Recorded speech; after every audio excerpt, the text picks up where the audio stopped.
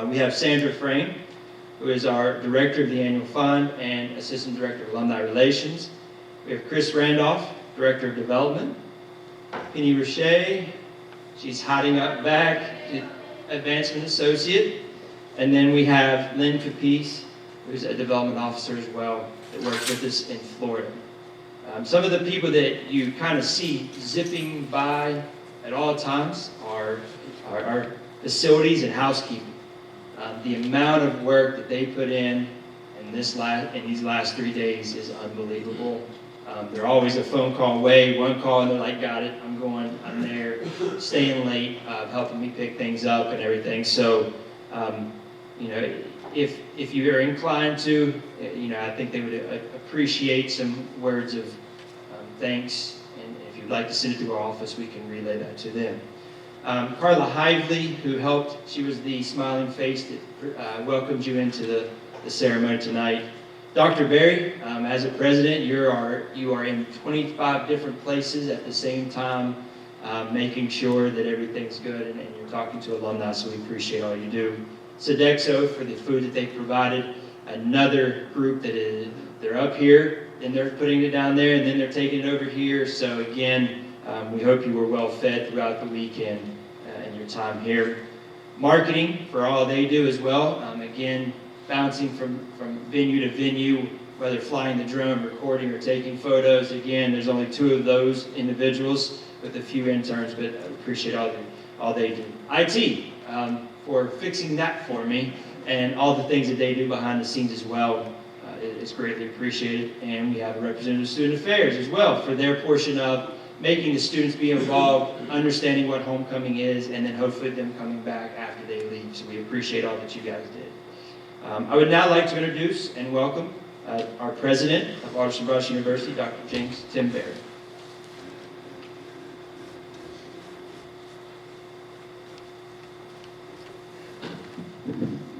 Now, as anyone knows, there has to be a conductor of the orchestra. And I think Josh Allen deserves a round of applause for this.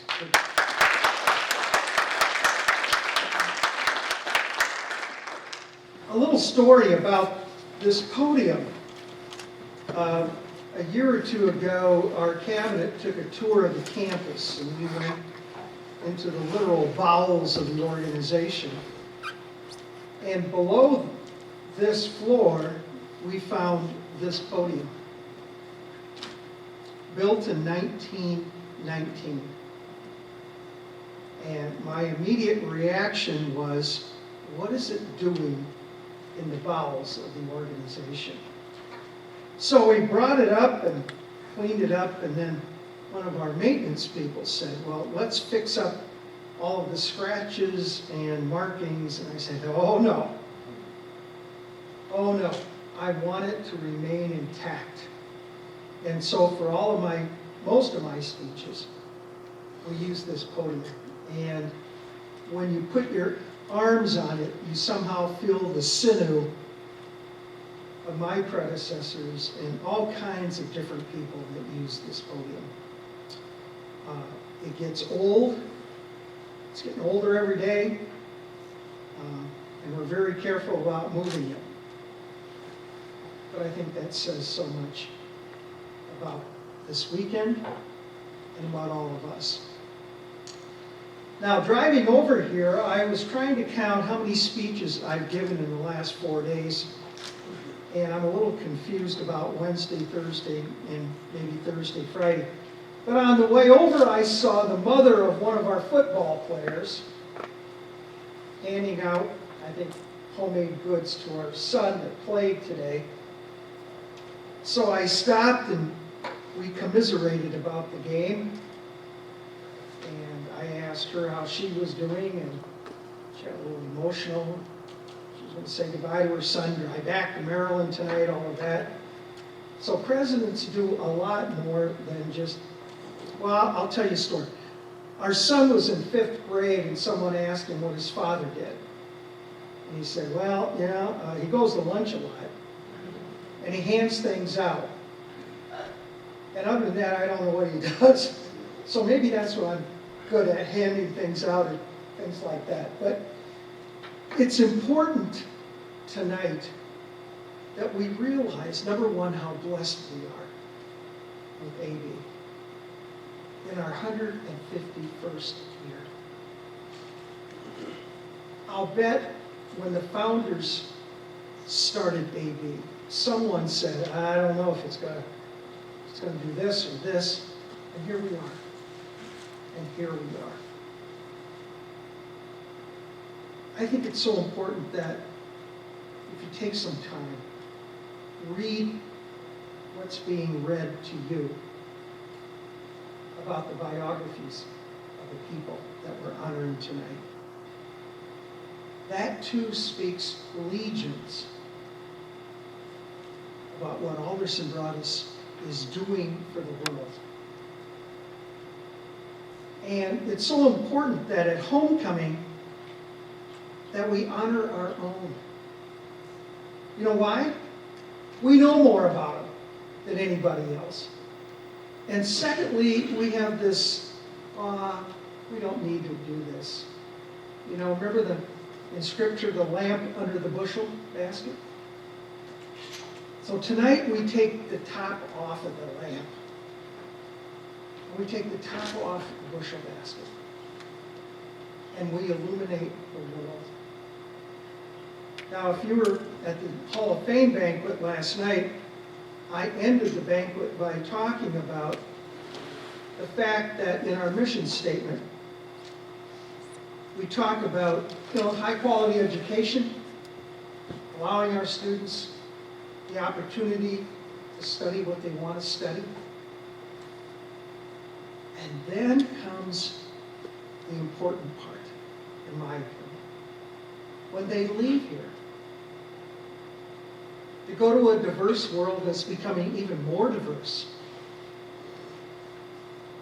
we want them to be well-rounded and contributors to society. That's what it's all about. Saying hello to a kid, giving some baked goods on one end, and honoring our graduates at commencement. And then realizing the best of the best are here, either virtually or in person. And we honor them because, you know what? They changed the world. And for that, we are blessed. Thank you all for coming this evening. About Tuesday, I'll tell you how many speeches I've given. Maybe about Wednesday, I'll tell you how many I remember myself. But anyway, thank you so much. May God bless you.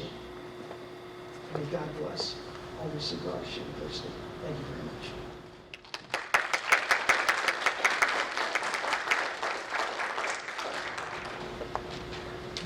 Thank you, Dr. Berry. Again, with the awards ceremony, we are recording this and we will be pushing it out to everyone. We will also be again recognizing both 2020 and 2021 award winners. The 2020 award winners acceptance speeches that we did virtually last year are available online for you to view. That link is on your program, so if you go there, you can see last year's speeches as well. And again, we're excited that we were able to have 3 award winners here from last year, and then all but one for this year, and we will have a short video of the one, Dr. Dan Unger, who was not able to be here this evening. So we will now begin our 2020 and then proceed to 2021. Our first award will be presented by Lynn Capice, class of 1978, an advancement officer here at AB.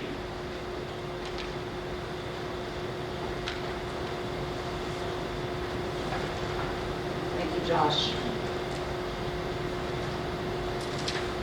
Today I'm presenting the Alumni Achievement Award for outstanding contribution in the chosen field of endeavor.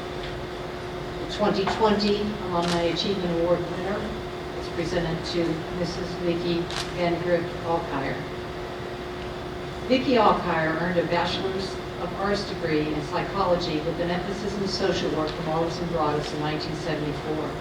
Currently, Vicki is the president and owner of Viable Alternatives, a care management organization that has offered professional guardianship, aging, life care management, power of attorney, trustee, health surrogate, and personal representative services since 1992. After moving to Sarasota in 1983, Vicki was the Director of Patient Services at South Bay Hospital and Sun City Center. There she was responsible for several functions, including discharge planning, utilization management, patient advocate program, quality improvement, and risk management. Vicki still maintains certification as a certified professional in healthcare quality today. In 1999, Vicki obtained a certification as a National Master Guardian by the Center for Guardianship Certification. She is one of only 60 individuals nationwide who holds this advanced certification. Vicki also received certification as a certified care manager in long-term care management and became a Respecting Choices advanced care planning facilitator for the end-of-life discussion. Throughout the years, she has served in multiple leadership roles on various state and national boards. Vicki was elected as 2009 president of the National Guardianship Association and later as a 2013 president of the Center for Guardianship Certification Board of Trustees. Currently, Vicki serves as an advisor to the Aging Life Care Florida Chapter Board of Directors. Vicki is married to Charles Alfire, and they reside in Osprey, Florida. Dr. Berry, will you join her, please?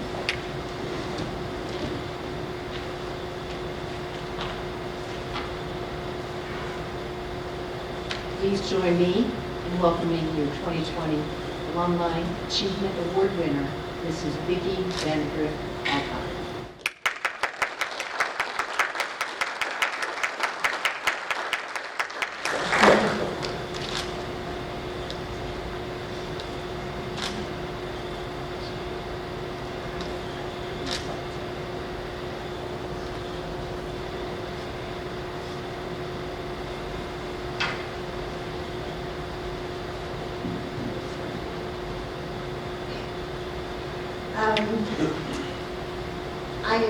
I'm so humbled, and I could almost cry in listening to all of that, because the work that I do, I have such a passion for. And a lot of that passion is because of my being at Alderson Broadus. I think it's interesting that we've got the two, and it's actually a year late and a year and a day late, but it's also the homecoming, and it's 150 years for Alderson Broadus. So I'm very, very glad that we weren't able to do it last year, and this is the second time, I think, in 46 years that I've been back to Alderson Broadus. But I so appreciate the award, and I've got to give credit absolutely to Alderson Broadus for helping me get there, for giving me the education, but not only the education, but also that sense of belonging, that sense of community, of wanting to give back to the community. And that's what I try to do every day of my life. With the clients that I have and all the roles that you just heard. And it's always interesting to keep in mind what role I am playing and what responsibilities I have for different individuals. But I also would like to give credit to my husband for being so patient and understanding when the phone rings at 3 in the morning with an emergency call, when I have to step out of a restaurant because I'm needed for the anniversary trip that I had to cancel because I had someone that was very near and dear to me. One of my long-term clients, he called me Mom. He had an intellectual disability, and he was in the process of dying, and I could not leave him. So, I don't know, did we ever get that anniversary trip? I don't think so. So, the other thing when it comes to Alderson Broadus, things that really stand out in my mind, the trip to Austria, because it gave me a sense of wanting to travel, and it's something that we do and we enjoy. Also with the study, not the study abroad program, but the off-campus experience, and I'm not sure that you have that today, but I had the opportunity to actually work in psychiatry at the National Institute of Health. And all of those things have really led me to where I am now, which at some point in time, we'll be looking at least a partial retirement or slowing down. So thank you so very, very much for all that you do, all that you have done. I appreciate it.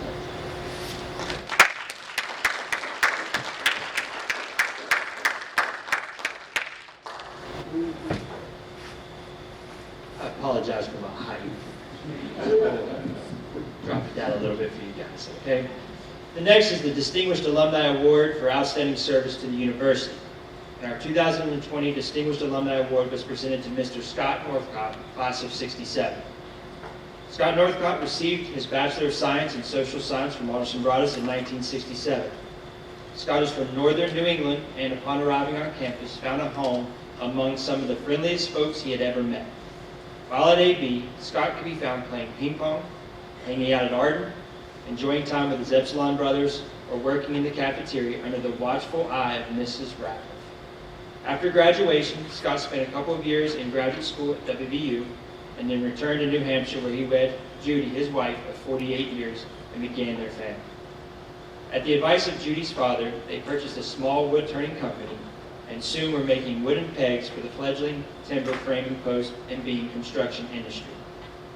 As the demand for the product spread across the U.S. and other parts of the world, Scott and Judy's reputation became well established. They were featured on the popular PBS show, This Old House, as part of a series on the construction of timber frame homes. 40-plus years later, the business, which now includes their children, is still producing pegs and tunnels for covered bridges, boat construction, restoration, timber frames, and anything else that is pegged together. Scott has served on AB's Board of Trustees and Governors since 2009. For many years, Scott has hosted and coordinated Epsilon fraternity alumni events, several of which were at his home. Additionally, Scott has been the driving force behind raising funds to endow the Doug Bell Lowell Cosby Epsilon Scholarship. Through Scott's tireless efforts, the fund has become endowed and now stands at over $24,000. Scott and Judy are the parents of 4 and grandparents to 5. They reside in Walpole, New Hampshire. And let's give Mr. Scott Northcott a round of applause.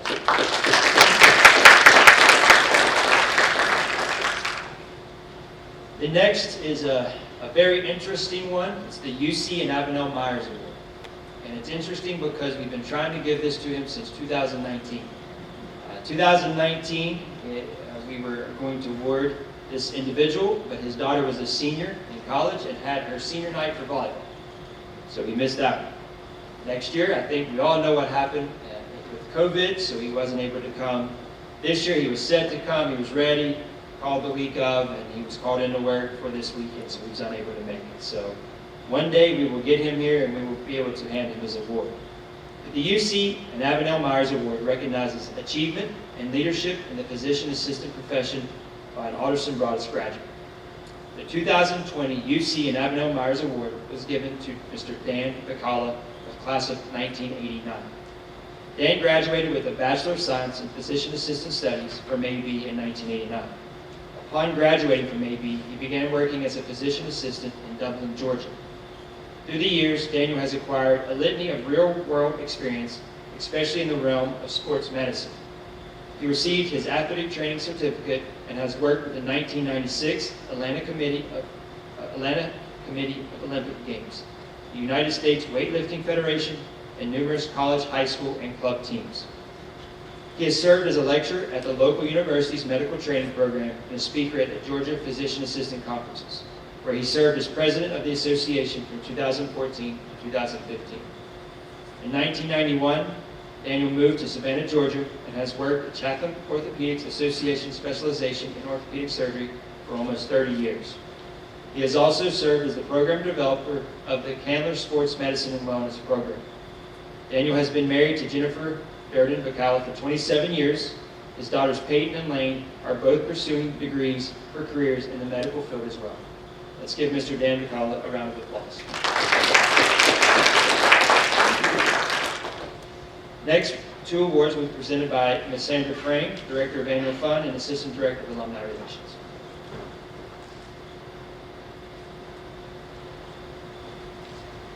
The Alumni Council bestows the honor of Lord and Lady every year to a couple who have distinguished themselves by their service, dedication, and gifts to Alderson Broaddus University. The 2020 Lord and Lady for our first virtual homecoming was Mr. David and Mrs. Marlene Weatherby DeLauder, both class of 1970.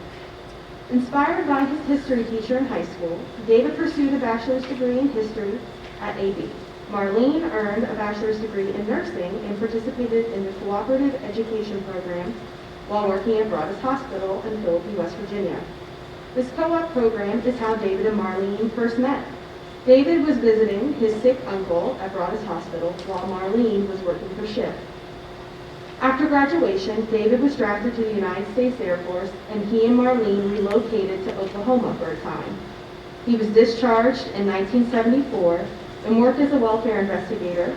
He then spent 11 years in Lowe's management and retired after 24 years of serving as a letter carrier for the U.S. Postal Service. Marlene spent most of her career in various vice president roles at Central Health Hospital Systems in Lynchburg, Virginia. She was responsible for an emergency department with 77,000 annual visits, also a critical care nursing center and a medical surgical nursing services. She also served as a professor at the University of Lynchburg. After spending 45 years in the nursing profession, Marlene retired in 2011. David and Marlene attended AB when it was on the quarter system, and they both attribute their AB education with the successes they've shared in life. The DeLauders reside in Vinton, Virginia, and together they enjoy hiking, traveling, and supporting their alma mater. Last year they celebrated their 50th wedding anniversary. Let's give David and Marlene Weatherby DeLauder a round of applause.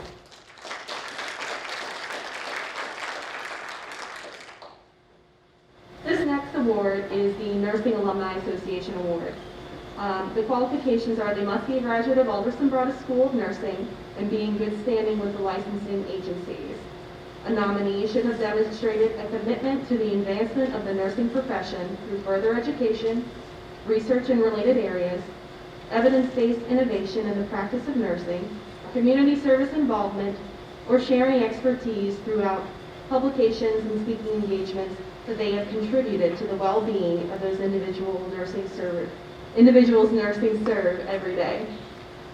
The Nursing Alumni Association Award was presented to Dr. Joan Kreitz Crofts, class of 1979. Dr. Joan Crofts is a tenured professor of nursing and the Executive Vice President for Academic Affairs at Alderson Broaddus, where she previously served as Provost until August 2020. Dr. Crofts earned a Bachelor of Science in Nursing in 1979 from AB. She then went on to achieve a Master of Science in Nursing in 1985 and a Doctor of Education with an emphasis in Higher Education Administration in 1993, both from WVU. Dr. Crofts completed the Parish Nurse Program, sponsored by West Virginia University School of Nursing, in 2004. In 2000, she was appointed as the Director of the RN BSN Degree Completion Program at AB. And in 2006, she became the Director of the International Nursing Partnership, a new education venture partnering with Foreign School of Nursing at Aureliano University in Manila in the Philippines. She received a gubernatorial appointment from former Governor Bob Wise to membership on the West Virginia Board of Examiners for Registered Professional Nurses from 1995 to 2000. She is a former member of the West Virginia Nurses Association, and she is also a past member of the nominating committee of the Accreditation Commission for Education in Nursing. Dr. Crofts maintains instruction through AB's nursing program for registered nurses to complete at the baccalaureate level and traditional students. She has experience in working to achieve and maintain regional and discipline-specific accreditation at AD with the Higher Learning Commission, Accreditation Commission for Education and Nursing, Teacher Education Accreditation Council, and the Accreditation Review Commission on Education for the Physician Assistants. Joan and her husband Ben are the parents of 2 sons, Daniel with his wife Jenny and Samuel with his wife Rachel, and the grandparents of Alan, Arden, and Joe. As lifelong residents of Philippines, they are members of the Crim Memorial United Methodist Church. Let's give Dr. Joan Props a round of applause.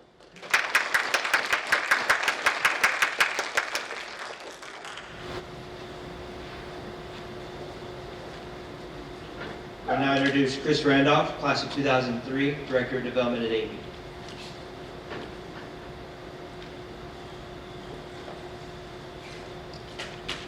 The Outstanding Ally Award is presented to any non-alumnus who demonstrates their dedication and passion for the university through extraordinary actions or commitments such as student recruitment, student development, public support, fundraising, philanthropy, or actions that assist to fulfill the mission of the institution.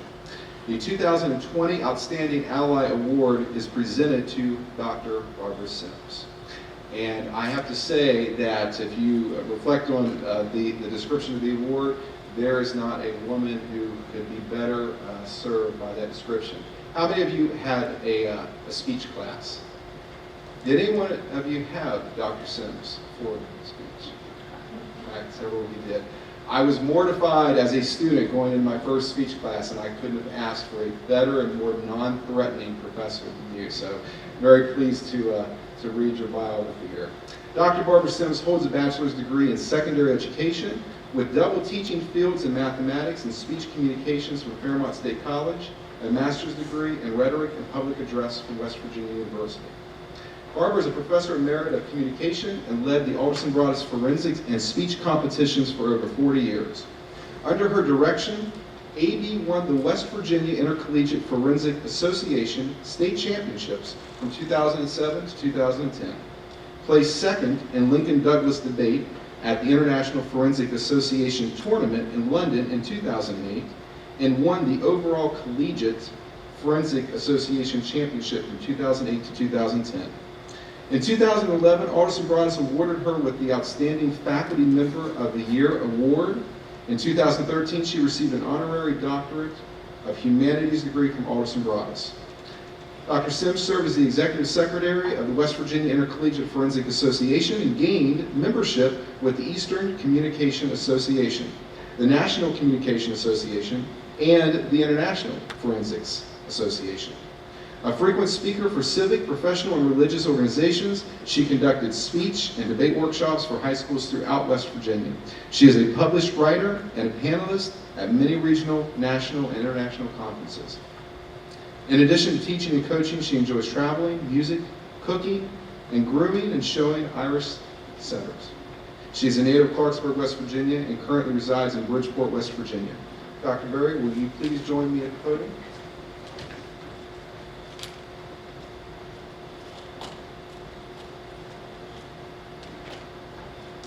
And now please join me in welcoming your 2020 Outstanding Ally Award winner, Dr. Barbara Sims.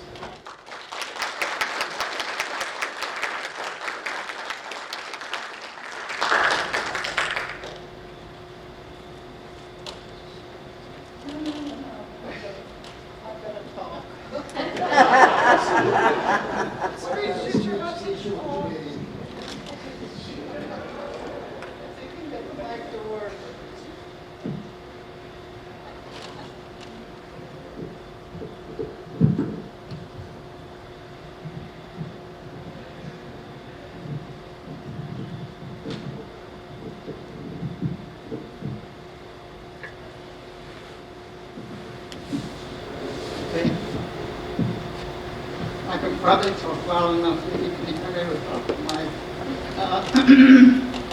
My scripture for today on my calendar was that God will bless you all your life. And He certainly blessed me when He led me to AB. My experience here has been a blessing every day. I love the students. I love my colleagues. I enjoyed everything but committee work. And you can keep that. And I just as leave not grade. I'd like to give everybody A's. And I used to say, you've got an A when you start this class, but you're going to have to earn it. And I would make them do it over and over and over again until they earned it. I cannot tell you, as I said, the blessings that the college has given me, both in terms of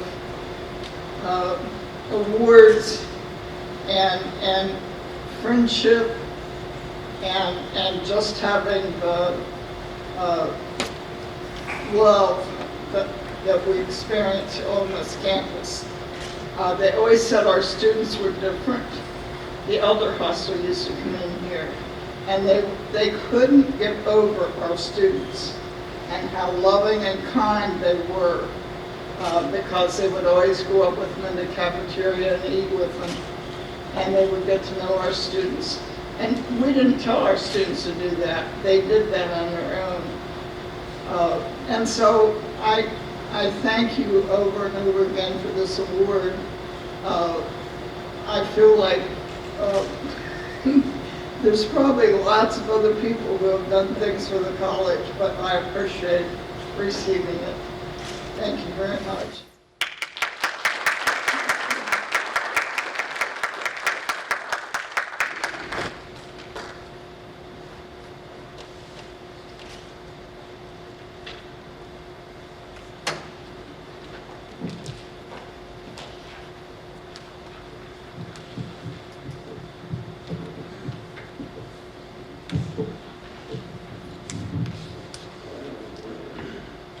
The Outstanding Young Alumni Award shall be presented to members of the association on the basis of outstanding contribution in their chosen field of endeavor or an outstanding service to the university in the first 10 calendar years after their graduation. The 2020 Outstanding Young Alumni is presented to Ms. Caitlin Thorsell, Grantham, class of 2011. Caitlin graduated from AB in 2011 with a Bachelor of Arts in Recreational Sport Management. Grantham is currently an agricultural teacher at Washington High School in Charlestown, West Virginia, and the 2018 West Virginia Teacher of the Year. While her main interest is in animal science, she teaches courses in Introduction to Agriculture, Food and Natural Resources, Companion Animal Care, Greenhouse Production, Horticulture, Animal Production, and Management and Leadership. She received her Master of Science in Agriculture from West Virginia University with an emphasis on agriculture and extension education. Through her classroom experiences, she has developed an interest in special education and autism and has received additional teaching endorsements in those areas. Caitlin serves her community as a volunteer firefighter and EMT and is currently becoming a national board certified teacher. Grantham resides in Middle Way, West Virginia with her husband Joe and their 2 dogs, Augie and Tilly. During her time at AB, Caitlin was an outfielder on the Battler softball team and served as president of the Student Athlete Advisory Council. She hopes she creates a warm and welcoming environment in her classroom and that when her students leave the halls of Washington High School behind, they will always remember that they have someone who truly believes in them. Dr. Ferry, will you join me at the podium? Please join me in welcoming our 2020 Outstanding Alumni Award winner, Ms. Caitlin Thorsell Grant.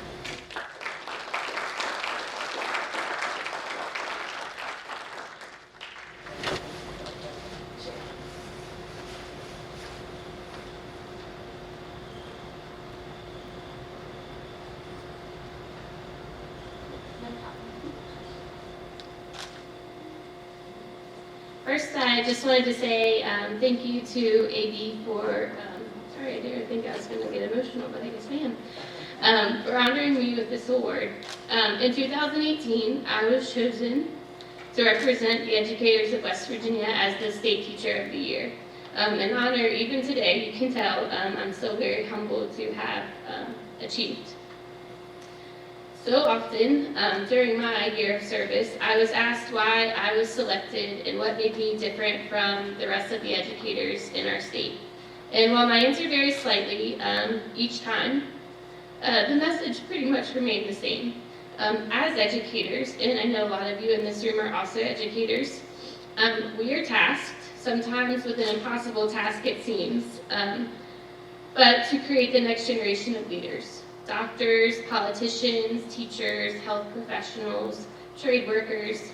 Yet we also must mold those young people into kind human beings who care about the community and the world that they live in.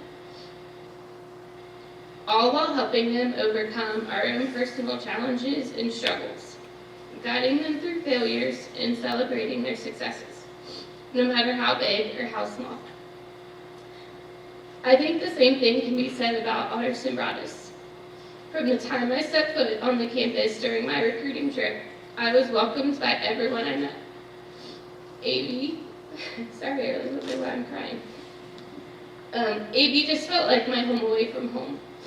My professors, Josh being one of them, and Dr. Sims, I had a class with you as well. They just made us feel welcome here. They were kind while being rigorous, making sure that we not only learned the content and mastered it, but that we were also growing as individuals. My coach, J.D. Long, took care of us like we were his own kids. He threw the best Halloween parties. He helped us through some tough times. We actually had a member of our softball team who lost a loved one in the Upper Big Branch mine. And not only JD, but our professors, students here, actually attended his funeral. They pushed us to be better every day. He bought us Dairy King after hard practices and made sure that we always remembered that we were students first and athletes second. My teammates, I'll never forget my teammates. Like I said, we went through some really tough times. JD's father-in-law, Jack Funk, passed away, and I know a lot of you know Jack. And so that was a hard time for him, and it was a hard time for us as well to see someone so strong as JD go through that. But what I remember most about AB is the people, and there's way too many memories to share. You can watch my video from last year. I didn't cry, so I sounded a lot better and shared a lot more stories. But the people here is something that I'll never forget, and I haven't been back to AB in a long time, and even just the last 2 days. So everyone's so kind, share stories. I think you hear a lot of the same words when people talk about AB. We create great people, and even more importantly, they're kind to each other. So again, thank you for the award. Sorry I cried. I wasn't expecting that.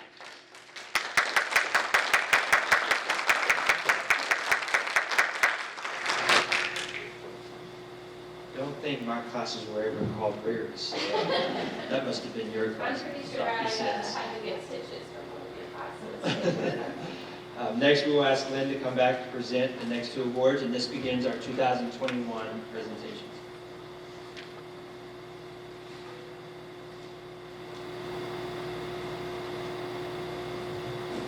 The Alumni Achievement Award for Outstanding Contribution to their chosen field of endeavor for 2021.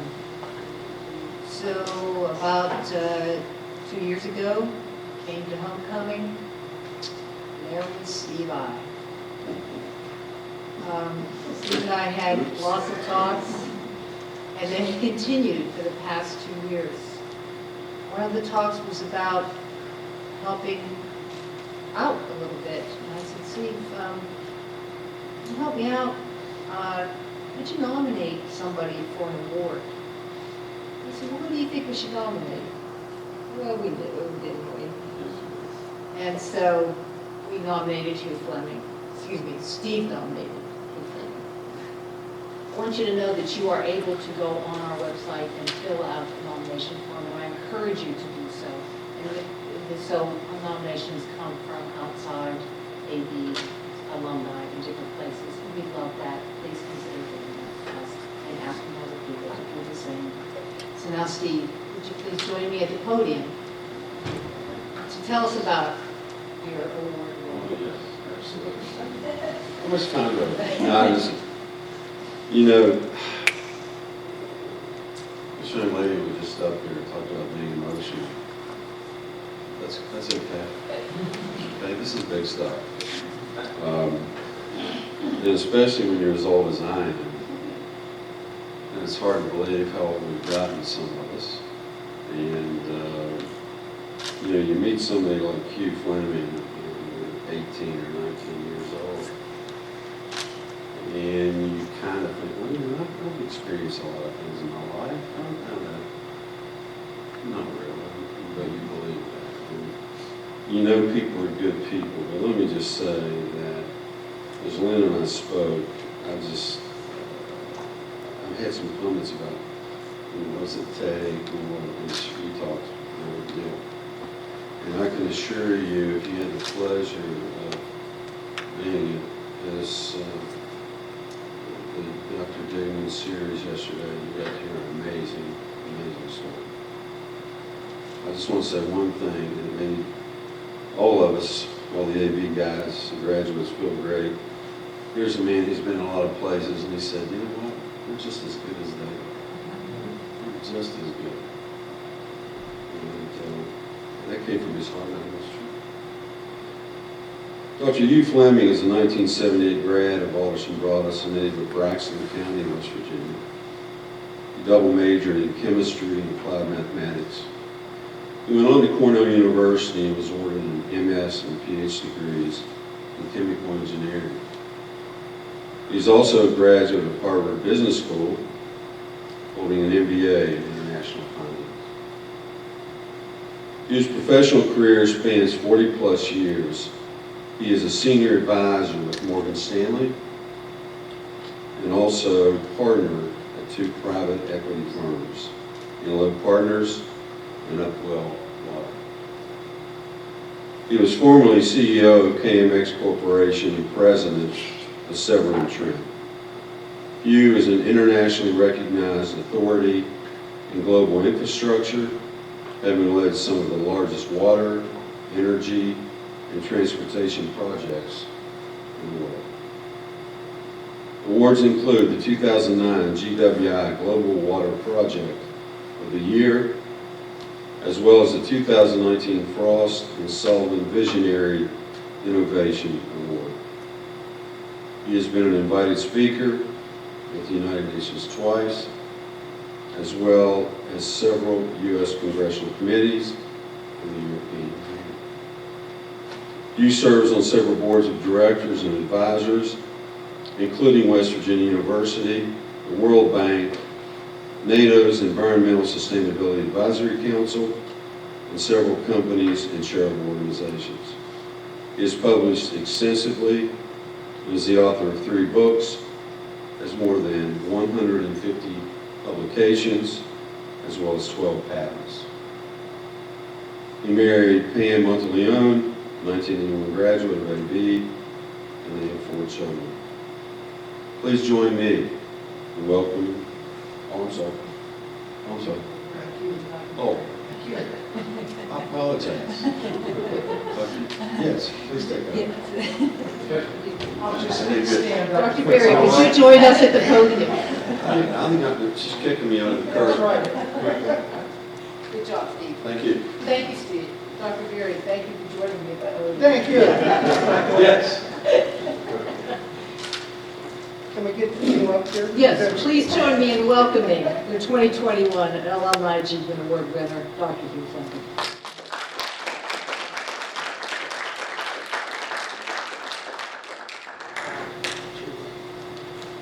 I actually have nothing more to say. I think it's been said. Once you have Steve, and Steve, I need you along, and you can do that for me if you please. Absolutely.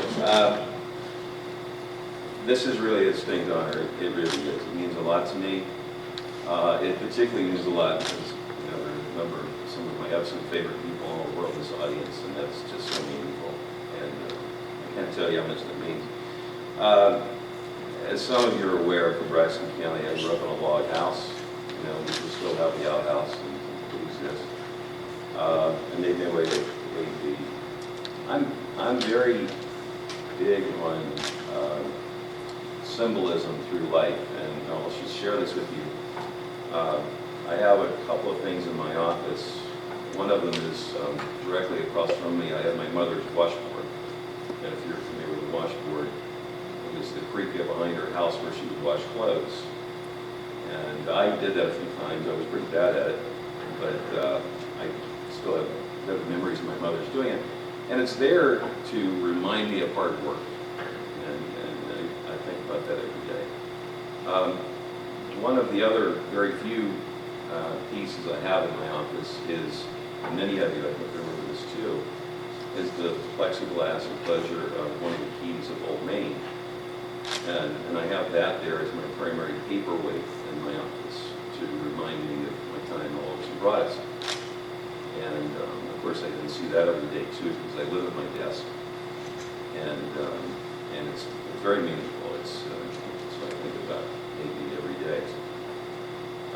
This is an achievement award, and someone asked a few days ago about this with the interview, asked about describing the experience in one word, which is difficult. And for me, it was pretty simple. It's potential.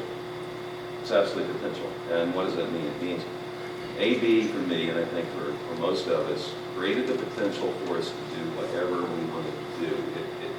It reinforced our identity. It gave us some tools, and then sent us out into the world. And frankly, I think it did it in a pretty nice way, and we were generally well prepared. One of the saddest terms in the English language is unfulfilled potential. I've always found it sad because it's, in my view, it's what you do with it. And it has nothing to do with making money or whatever it may be. It's whatever you choose to do with it. But for me, AD was all about potential, and I do think about that. I think it's, when I think about achievement, I appreciate the recognition, and thank you very much.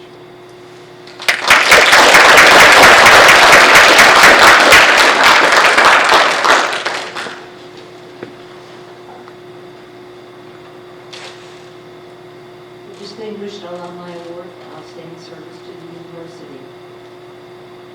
Well, I was at another football game in 2018, and I met this guy. And I said, oh, that's the guy that did Apollo? Yeah, I am. I was so impressed, and I'm so happy to tell you a little bit about Mark Unger. Mark was born in Bryn Mawr, Pennsylvania. Mark lived in Narberth and Gladwin and attended Lower Merion High School for the first 11 years of school. During his senior year, he left high school when he and his father moved to Pleasantville, New Jersey. And on the Black Horse Pike, Mark helped his father build their new home while the Victorian Village Amusement Park, Adventure Village, was built. Mark had learned his building skills from his grandfather, father, and uncles. All architects or builders in the Philadelphia area. In 1964, he graduated from Atlantic City Friends School and learned about a college in the mountains called Alderson Broaddus. In 1968, and he graduated from Alderson Broaddus in 1968 and attended Crozier Theological Seminary for 1 year. Warner then moved to Tucker County, West Virginia, where he became a teacher and principal of public elementary school, St. George Academy. Mark then opened his mountain furniture business, renovated 2 houses, and bought a farm to build his home using log beams and local hardwoods. Besides his residence, he has designed and built 4 log homes, an underground house, a concrete dome house, and renovated 3 homes. He's also built numerous custom kitchen tables, hutches, kitchens, gun cabinets, and desks. As you know, Mark carved and made several sculptures, including AB's iconic Apollo. This year marks the 50th anniversary of Apollo's presence on campus, who reminds us that we stand on the shoulders of those who came before us. Mark retired in 2018, still creates and builds in his shop, taking on projects that interest him. I've seen several of them. They're fun. Mark is a member of Leadmont United Methodist Church, where he's a trustee and has taught the adult Sunday school class for 20 years. He's also volunteered at Camp Horseshoe, the STEM program, and the local church camps. Mark strongly believes in community service and continuous love for service, both on and around AB's campus. Mark helped restore Greystone following a fire in the 1980s and has continued to help with Apollo's maintenance and helps assist retired faculty and staff at home upkeep chores. Mark lives this quietly, nobody really knows about it. He just comes comes, shows up, and does the work. We appreciate it. Mark is married to Norva Balser, class of 1963. They have 3 children, Joan, Stephen, and Susan, who gave them 7 grandchildren. Joan Carr teaches at Central Preston Middle School in Kingwood. Dr. Susan Lampton is an accounting professor at Marshall, and Stephen is manager for Vertical at Georgetown, South Carolina. President Ferry, will you join me, please?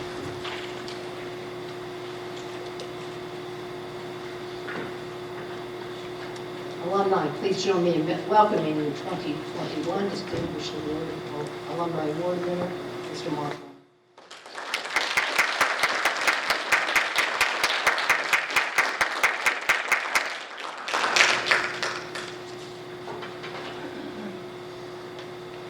My thanks for this award. I graduated in 1968. I was with the second group to go to Salzburg, Austria. And we were there about a year after they filmed The Sound of Music with Julie Andrews. And there was a scene in that movie where the Von Trapp kids appear at the gates of a convent looking for Marie, who suddenly disappeared. I walked past those gates every time I went to take wood carving lessons from Herr Tank. The studio was just beyond. When I got back to campus, I carved the plaques for the 3 fraternities. Dr. Scheer liked them, and he wanted me to carve the college seal, which is in New Maine. He had me borrow the college's Ford Falcon and drive to Buchanan and view the plaque that Wolfgang Fleur had carved for Wesley. I told Dr. Scheer it was 42 inches in diameter, and he said, well, we'll make ours 48.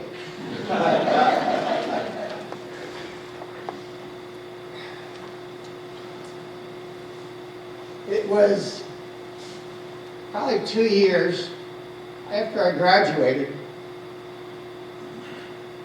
that I made on my own the Apollo statue. I was inspired by what I remembered of Sir Isaac Newton. His quote, "I stand on the shoulders of giants."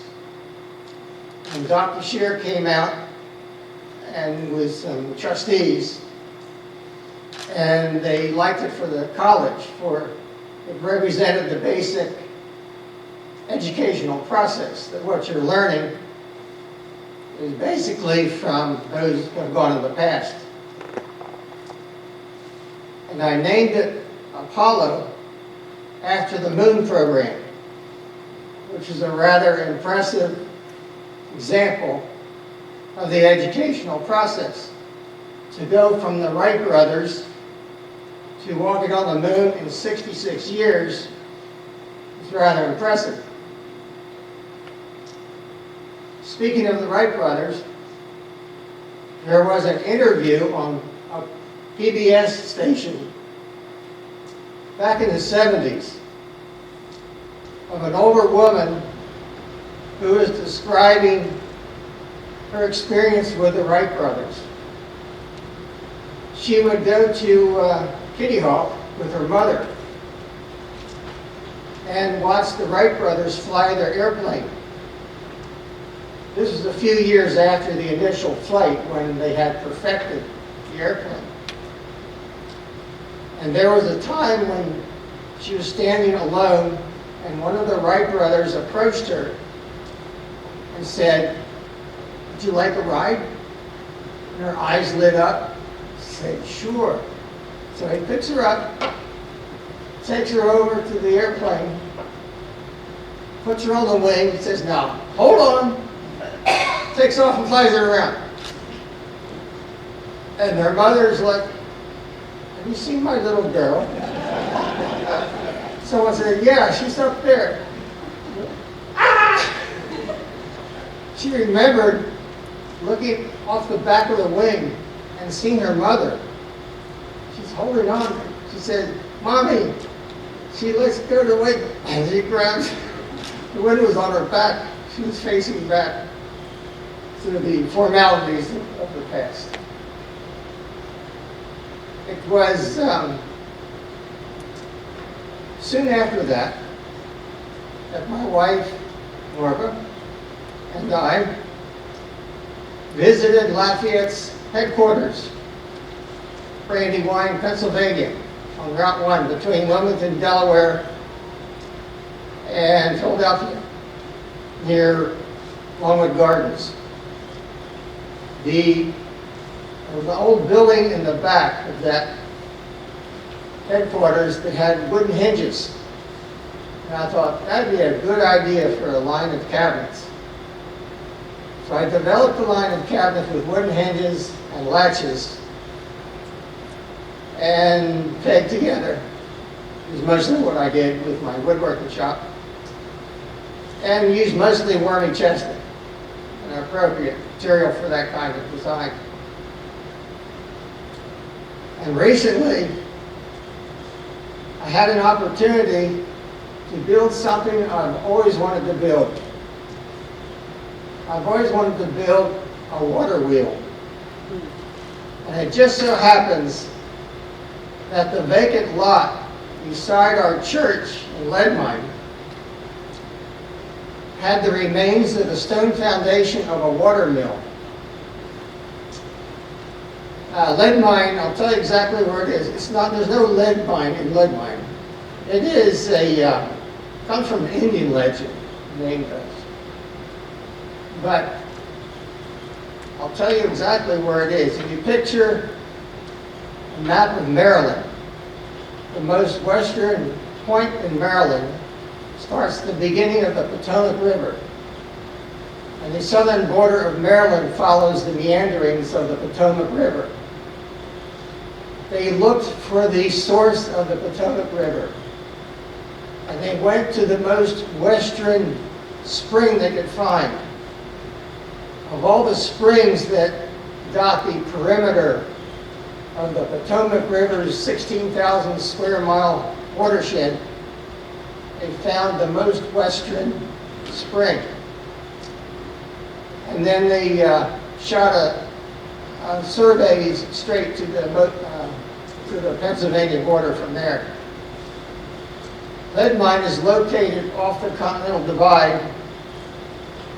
The first stream we come to, about 6 miles away from that point. In 1918, if you were to Google Henry Ford, Thomas Edison, and Harvey Firestone on a water wheel, that's where the picture was taken. They came through in a caravan in 1918 on their way to the Smoky Mountains in Tennessee. And they were really intrigued with this old water mill. It had been put out of business from a heavy flood about 10 years earlier. And the raceway which dumped the water on the overshot wheel was gone. And the flood had washed a lot of debris at the bottom of the water wheel, so that when they climbed on top of it for the picture, it didn't roll over on them.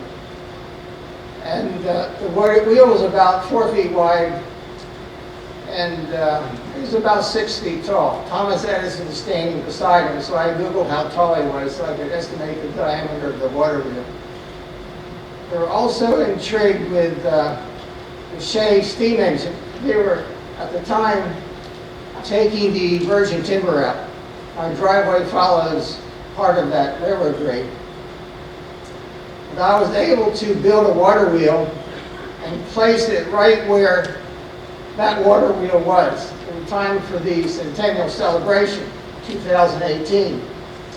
And someone who organized some Model T Fords to come by commemorating they duplicated the trip down to the Smoky Mountains. And I am very pleased to have been part of the college here.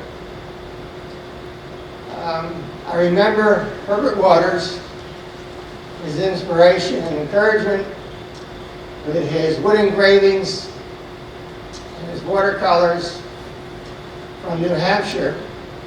I asked him how old he was the last time he climbed Mount Washington. He said he was 72. And I remember Bob Daisman, chemistry laboratory. He silvered my mirror that I grounded for a telescope. And Norm and I are both saddened with the loss of Barbara Smith. We both had her for English. And Norm and I are blessed with a family. And they're all here. Stand up. We traveled all this way to get here. Get some mileage out of you. Family.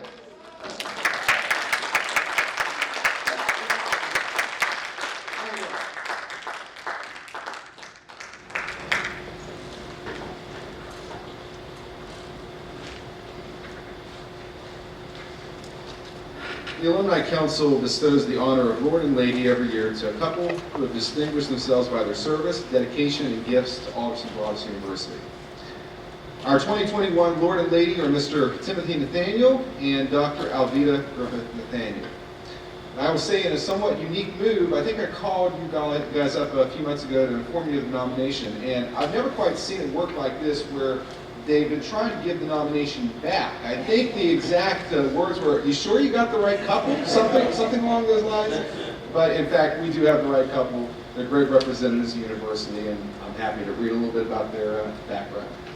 Tim was involved in various aspects of business in southern West Virginia until his retirement in 2014.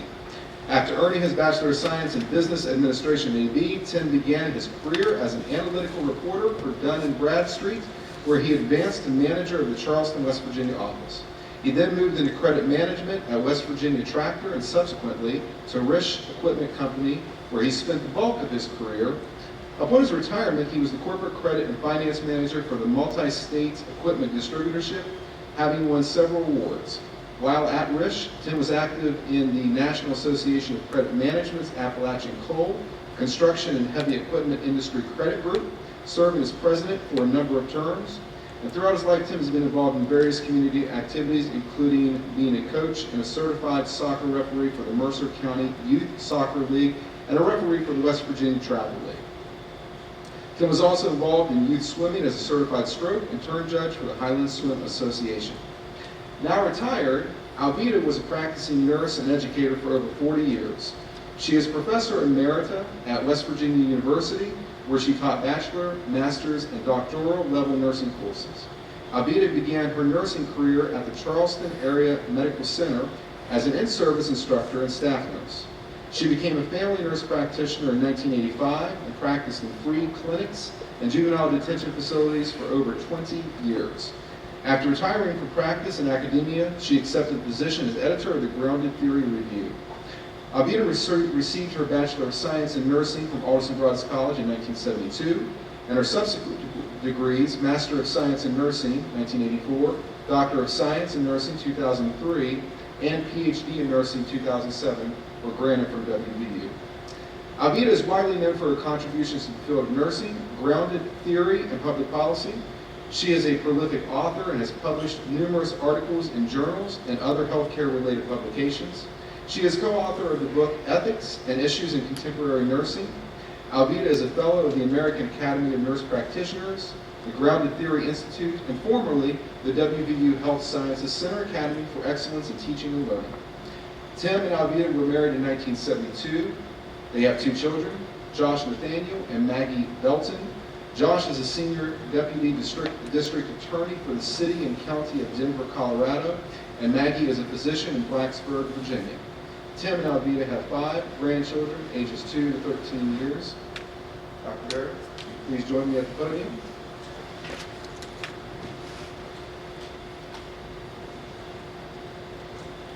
Please welcome our 2021 Lord and Lady of Homecoming, Mr. Tim Nathaniel and Dr. Alveda.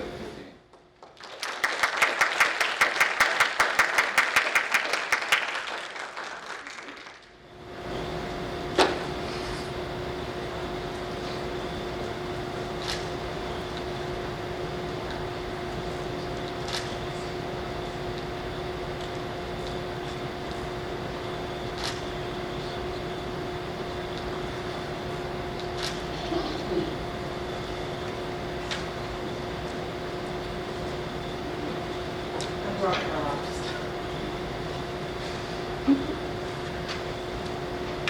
Before we start, my wife Vita was on the first 18 that Parkinson's started, and Chelsea did speech. We don't need a grade. We graduated. Don't grade this. We want to thank President Barry, Chris, Josh, and the award selection committee.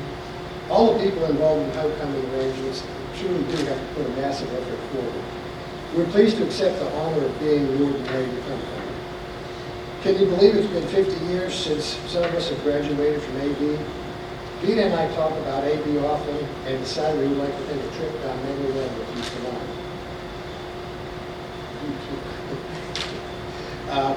We're asking ourselves what made us unique for this year's honor. First, in our teens, we both had to decide that the college was for us. And then we had to apply, be accepted. Our parents had to pay for it.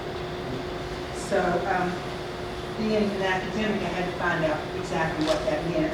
So I pulled up the old college catalog and found out that tuition, when your class started, I was 72, so I was a little higher. When your class started, tuition was $300 a term. Room and board was $230 a term. There was $37 general fee, which equals $1,700 a year, or about $7 a day. Vita never lets me forget that I am older. Vita and I met on campus, and thank goodness the cave back then made really good friends with us. We persevered and graduated. We joined the I Met My Mate at AD Club, and we stayed married for 50 years. Some of those years were longer than others. Lately, we spent time on our porch thinking about our lives and going back into that. And I was lost in thought, thinking about that feisty 21-year-old I married.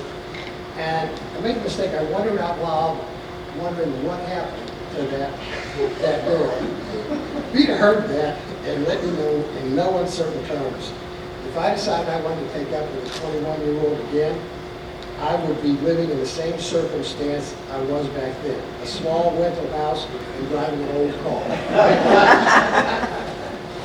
We're both from small towns, Ford City, Pennsylvania, and Shadysburg, West Virginia.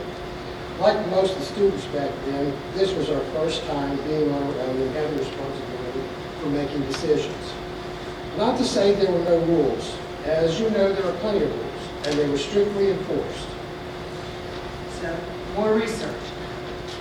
I pulled out the student handbook, which I have an extra if the college doesn't have one. So some of the rules, and I wrote these down because there are lots of rules I couldn't do them all. Some of the rules, and think back on your freshman year here, were attendance at chapel and assembly service was required. It was reflected on the transcript. You came into this room, and they passed around these cards. Sign the card, and you had to have so many in order to get it on your transcript in order to graduate. Alcohol was strictly prohibited, yet smoking was allowed in the dorm rooms and in the lobbies. It's in the handbook. Freshmen were not allowed to have a car on or near campus, but guns were allowed.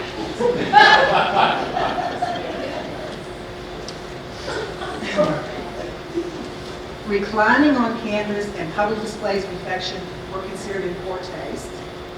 Marriage was discouraged, but man chasing was officially sanctioned on St. Patrick's Day. Remember that. And don't forget there was a dress policy. This wasn't the same when we graduated, but when we came, there was a dress policy. Women were supposed to wear dresses or skirts to class, and men wore slacks or shirts and sweaters to class.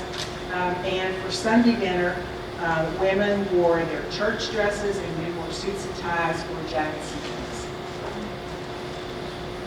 There were separate dorms when I got here in 1967. The freshman's dorm was vinegar, complete with room inspections. We actually got demerits for messy rooms. Our floor monitor was Brent Kendrick. Early on, Brent conducted a very harsh inspection, and demerits fell like rain.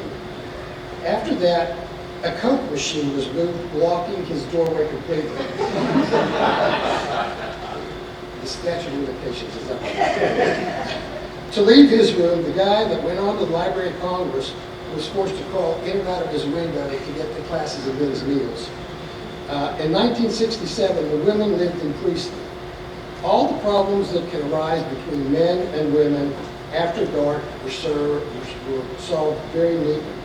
The women were locked up at night, and Vita found a curfew schedule. So in the handbook, women had to sign in, freshman women had to sign in at 7 o'clock. Had to be in, had to sign in, had to stay in the dorm at 7 o'clock. We were allowed out for a little while later. After we could go out at 9:30, we had to be back in at 11.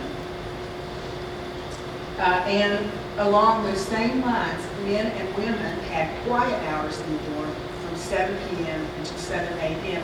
in which you were not supposed to make any noise that could be heard outside your rooms. Now, he was a young man, I'm not sure that will apply to him.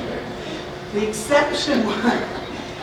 exception was men didn't have any quiet hours. And in fact, they had no curfew at all on Friday or Saturday night. You know, I got that wrong. Men had quiet hours, but not on Friday and Saturday, and no curfew on Friday and Saturday. Old Main at that time was old, with old wooden floors and classrooms and faculty offices on the top floors. If you all go back in time a little bit, remember the stairway that led up, and then the landing had that great, big, pretty window, stained glass window looking out of it. The lower floors were big rooms that every term filled up with panicked students running around trying to get the classes they needed and wanted to graduate. I was always looking for the teacher that I thought would be the easiest grader, especially in the summer. Vita wasn't a lot there. The teachers and the staff were great there, and no time to mention them all. So I just wanted to mention two forgotten characters that stayed in our memories. Woodrow Wilson, not present, known to students as Keys, the janitor that inspected the grounds every night. He had a belt that contained every key for every lock on campus. You could hear him coming a mile away. Those keys must have weighed so much I don't know how he kept his pants on. Clarence the chef. The food was delicious and the presentation was always over the top. If you remember the special occasion meals he fixed with ice sculptures and everything was just perfect. The themes always stood out in my memory. There are also places that stand out in my memory. Audra and Art, was there ever a better place to go swimming and socializing when you were 20 years old? There was not. If you went there very often, you have your own stories. Faculty Row. One night when Vina and I went to campus movie here, we came out and the entire campus was covered with pristine, unblemished snow that was lit by moonlight, and it just glistened. We took a walk that night back on Faculty Row, and that really stayed with us. Later that same year, two of our best friends were out on a date in a car, and the car veered off Faculty Row and made it almost all the way down to the road going to town. Minor injuries, but they never went out of it. Perhaps one of the most recognizable places on campus is the fountain. Back in those days, if you wanted to join a fraternity or sorority, you could plan sometime during the pledge period to be in that fountain. And in Gloria Stewart's case, she was actually tied to it, if you remember Gloria. Wonderful to look at, cold to be thrown into. And one real clear memory is, you remember, you could see nurses all over the campus walking towards the hospital with their hats on. So I don't think there are many of these around anymore. This is our nursing cap that students wore from the dorm into the cafeteria and then into the hospital. Nurses don't wear them anymore, they don't get them anymore here. And I had trouble resurrecting this a few years ago. This cap, by the way, this is not not a nurse week, but I will say. This cap, by the way, was designed by the first director of the School of Nursing, and from a shirt from one of the faculty members, Dr. Johnson, I believe. It's asymmetrical. It's very difficult to put together and have hat pins in it and pearl buttons. And I've had this, people don't like nurses' caps anymore, but I've had this in a glass box so I can look at it because I really appreciated what it meant to me. And I wasn't going to talk about this, but Tim put it in the prop bag, so I will talk about this little Bible. In 1969, I went on my knees on this stage, put my knees on a satin pillow. I held this Bible, which has Florence Nightingale's poem in it, and received my hat for the first time. In closing, our times at AB's, like you all's if you went here, are seared in our memory. We learn to appreciate rules, traditions, and special places. Our hopes and those of our parents was that college would expand our horizon, our knowledge, our brains, and perhaps even our heads. And it did. We have proof. To complete our walk down memory lane, we give you the freshman beat, which fit in 1967.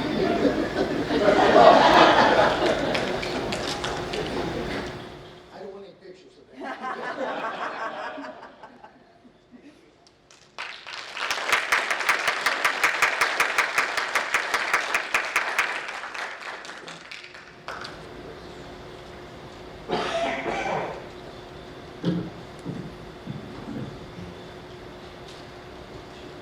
Our Outstanding Young Alumni Award shall be presented to members of the association on the basis of outstanding contributions in their chosen field of endeavor and/or outstanding service to the university. We have modified this every once in a while when we look at 10 calendar years after graduation. Sometimes we realize that we may have missed somebody by just a little bit, so we have modified that a little bit. And this year is a very special opportunity to award 2 Outstanding Young Alumni Award winners. We are under, and you might recognize, like if Dr. Sims named this name. So both winners will have the name of Daisman. Okay. Our first Outstanding Young Alumni Award winner is Dr. Matthew Daisman. Dr. Matthew Daisman graduated from Alumni College in 2009 with a Bachelor of Science in Chemistry and Biology. While at AB, he graduated summa cum laude with an honors thesis. After leaving AB, he went on to the University of North Carolina, where he earned his doctoral degree in physical chemistry. Matthew extended his stay at UNC as a postdoctoral scholar, where he developed a snapshot microscopy imaging technologies combining improved 3D field of view and super resolution. He also received the Albert R. Ledoux Teaching Award. He has several publications that appear in the Journal of Physical Chemistry, Biophysics Journal, and Nature Microbiology and Review of Scientific Instruments. He was also honored with the Yen Postdoctoral Fellowship at the Institute of Biophysical Dynamics at the University of Chicago. Matthew is currently employed at Biotech Instruments as a field application scientist, where he is responsible for microscopy and instrumentation, demos, and trainings for biotech customers in the Midwest United States. Dr. Ferry, would you join me? Please join me in welcoming the 2021 Outstanding Young Alumni winner, Dr. Matthew.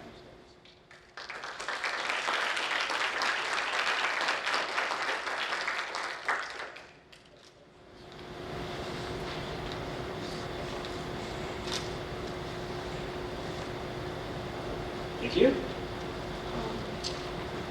I want to start off by thanking a few people. Firstly, my family. I feel like I grew up at AD.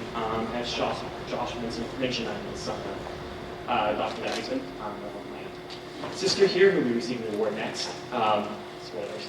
I'd also like to thank him, my mom, my sister, and also my fiance, So Young Yu, who wanted to be here, but she is 1 hour away from starting her shift overnight in Chicago as a nurse. So I was very surprised and honored to receive this award, and I was trying to think, what about AB connected to my job today? And I came up with 3 things. The first was the excellent education and lab experience I received here. So I want to thank a few people for that. First of all, Professor Charlie Chen, who's still on faculty, and gave me my first in-person lab experience. Got me off and running to the scientific career I enjoy today, and also Professors Inns, Unger, and Elmer. Second was the international studies experience. I did both the semester in Europe in Salzburg, Austria, and also an ecology trip to Belize. The first time I stepped on an airplane was to go to Salzburg, and now with my career, I step on a plane usually about 100 times a year. And the third was the interpersonal relationships and the friendliness. I work now, or I work with people I don't know almost every day. I'm meeting new people, reading, travel all over the Midwest to universities large and small. I think I can say with confidence that AB is a unique place in that it's one of the only places where you would say hello to everyone you met. You knew everyone that was here as you walked around campus. And that was a very special place for me. So I appreciate the award. Thank you very much.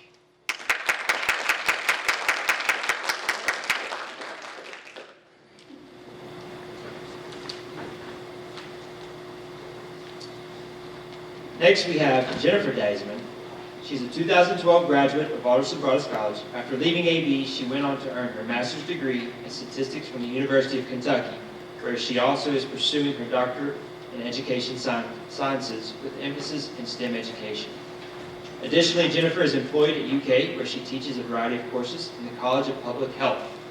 Jennifer has given several presentations and has published work in her field of study. Most recently, she was invited to serve as a panelist for the Access and Barriers to Learning workshop, sponsored by the Center of the Enhancement of Learning and Teaching at the University of Kentucky.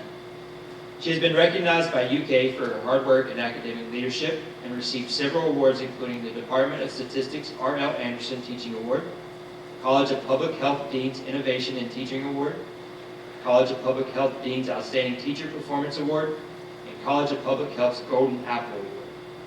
Jennifer stays active on UK's campus by serving on several committees as the biostatistic representative, and she is the financial advisor of the Sigma Alpha Iota Women's Music Fraternity. She impressively still manages to find time to give back to the community through her philanthropic involvement with Natalie's Sisters, the Ronald McDonald House, and tutoring middle and high school students in mathematics. Dr. Ferry, join me. Please join me in welcoming Jennifer Daisman.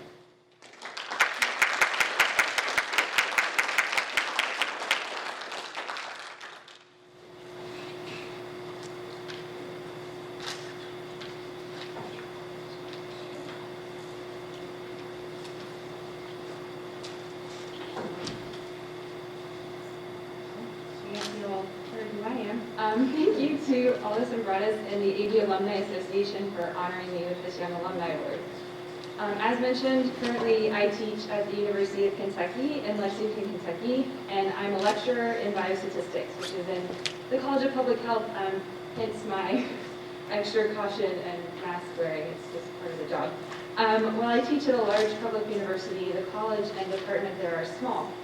And I admit, just like many others have said, I was surprised to receive notification indicating I'd been awarded this honor.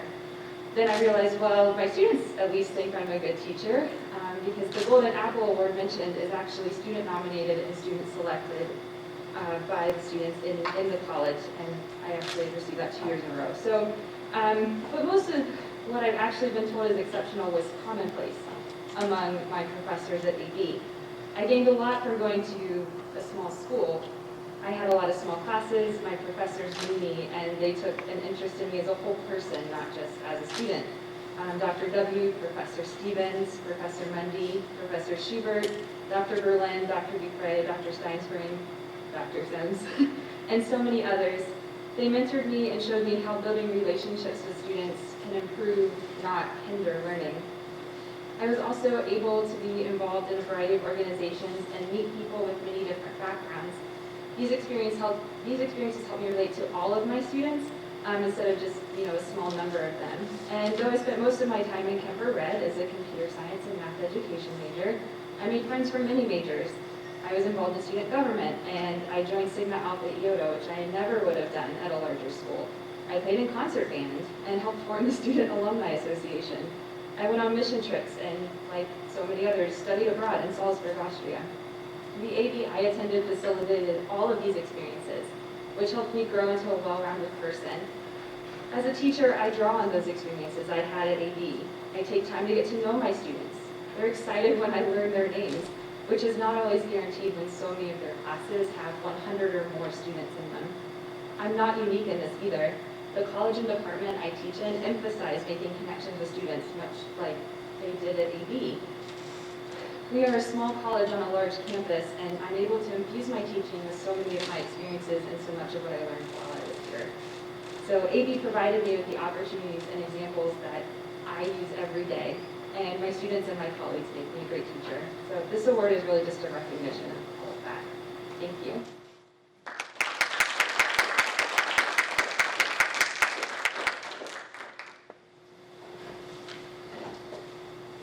We will now invite Chris Randolph back up for our final award.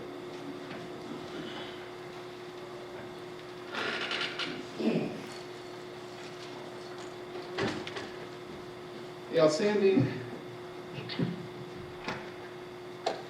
Outstanding Ally Award is presented to any non-alumnus who demonstrates their dedication and passion for the university through extraordinary actions or commitments, such as student recruitment, student development, public support, fundraising, philanthropy, or actions that assist to fulfill the mission of the institution. The 2021 Outstanding Ally Award is presented to Dr. Dan Unger. Dr. Dan Unger was born to immigrant parents on June 28, 1937 in Bellevue, Pennsylvania, just downstream from Pittsburgh's Golden Triangle. He spent his early childhood in southwest Oswego, New York, Ingomar, and Donora, Pennsylvania, where he attended his first 10 years of public education. He graduated from Peabody High School in Pittsburgh. Dan earned a BA at Eastern Baptist College, now University in St. David's, Pennsylvania, a BD at Eastern Baptist Theological Seminary, Philadelphia, a master's degree and PhD from the University of Pittsburgh. In 1967, the Ungers moved from Pittsburgh to Philippi, West Virginia, where Dan began his first year as Director of Religious Activities. He joined the AV faculty 1 year later, teaching Christian Studies, Philosophy, and Education. During his tenure as a faculty member, Dan served a year as coordinator of campus life and was involved in institutional accreditation in 1973, 1983, 1993, and assisted in 2003. His wife Jan, a student at Eastern Baptist College and a graduate of New York Hospital School of Nursing, Cornell University, joined the AV nursing faculty until her untimely passing in 1979. He served as interim vice president for academics, provost in the early 90s, and again in 2001 and 2002. He currently resides in Bunker Hill, West Virginia. Please give us 1 minute while we prepare Dr. Unger's video acceptance speech. Hello. Insofar as the term ally refers, among other things, to cooperation between persons, I wish to briefly share the impact of AB on my family during the 33 years of the Unger residence and involvement with the institution. In the fall of 1967, my wife Jan, infant son Dan Jr., and I made our way down a dark highway between Morgantown and Philippi, following a van which contained all our earthly possessions. My wife, Jan, and I were dyed-in-the-wool urbanites, educated in Pittsburgh, Philadelphia, and New York City. By early the next morning, we were in a wee town somewhere in the middle of West by God, Virginia.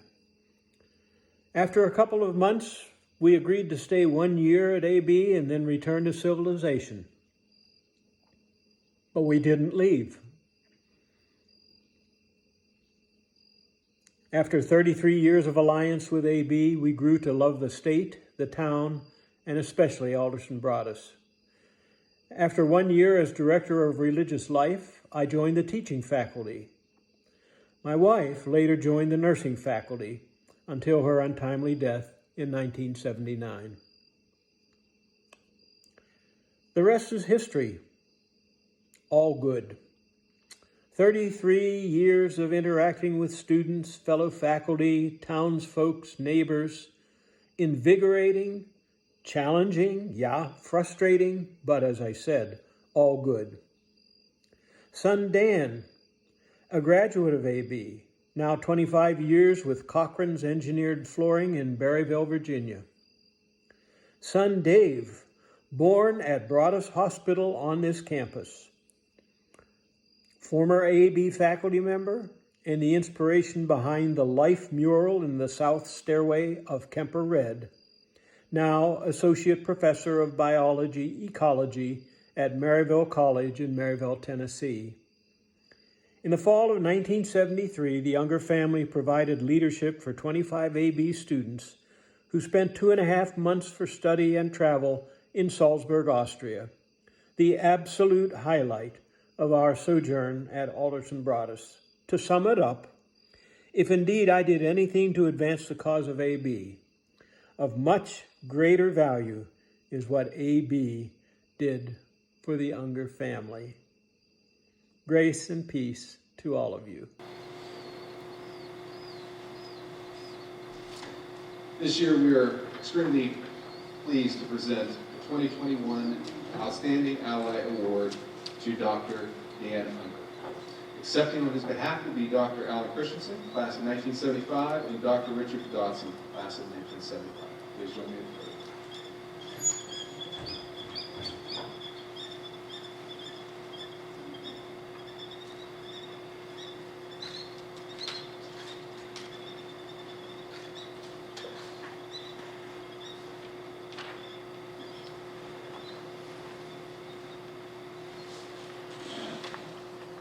On behalf of Dr. Unger, we're delighted to be able to accept this award.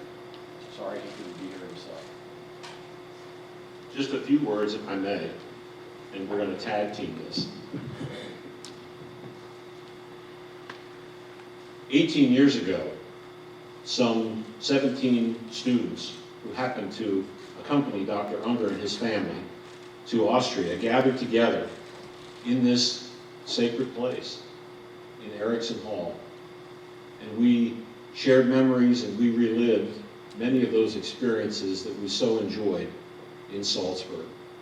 And Dr. Unger and his family really opened their hearts and their family to all of us, which was extraordinary. So I'll say to you the same thing that I said to all of my friends and my fellow sojourners. Most students, when they go to Austria, most AB students, when they go to Austria, they have a chaperone that accompanies them. We had a shepherd.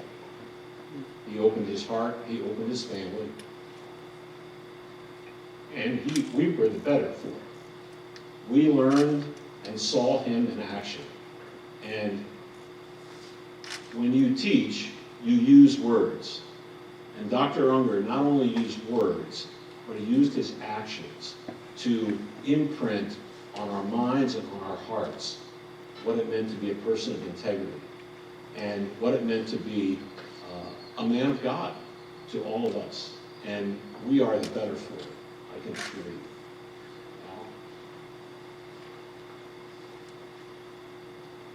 Dr. Dodson and I are only two of hundreds, if not thousands, of students who were touched by Dr. Dan. And he is, as Dr. Dodson has said, he showed us what it was to be a leader, father, husband, and a friend. And so we intend to see that this award that we give to him tonight is received personally. All that needs to be said is, Dr. Dan, thanks so much. Many people who love and respect.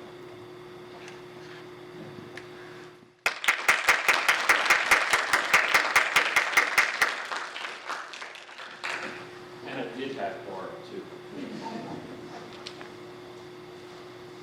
I'd like to take a moment just to recognize all of our award winners again with another round of applause.